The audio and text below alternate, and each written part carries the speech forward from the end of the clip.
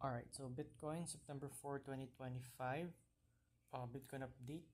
So, a few days ago, nag-dump yung price.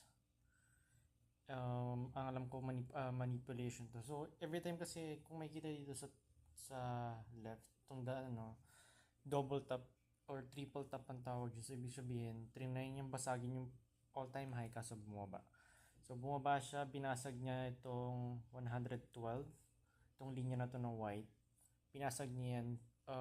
Dati siyang support. Ilang beses nag-bounce. 1, 2, 3, 4. 4 times may get nag-bounce. Pero, reject niya. Okay?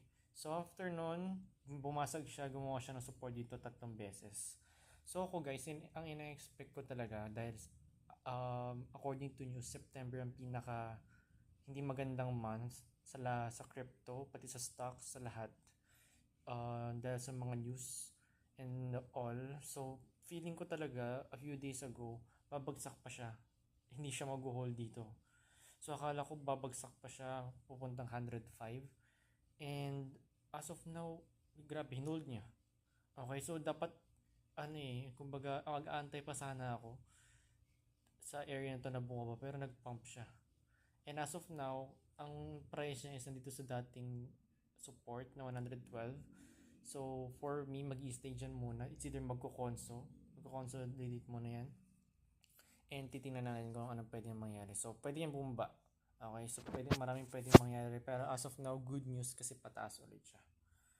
Ethereum naman, same din. Akala ko talaga sa part na to, itong 4,100 na to, akala ko pupunta mo siya dito dahil na-expect ko talaga na magdadump this September. And as of now, okay naman siya. Bitcoin and Ethereum, okay naman yung lagay niya. September 4 ngayon. So, ang in-expect kasi na-expect kasi lahat ng matagal sa crypto is this coming September 17, 18 is yung Fed rate cut. Okay, kapag nag-cut na interest rate, magpapump yung market for the next few days. Siguro sell the news muna after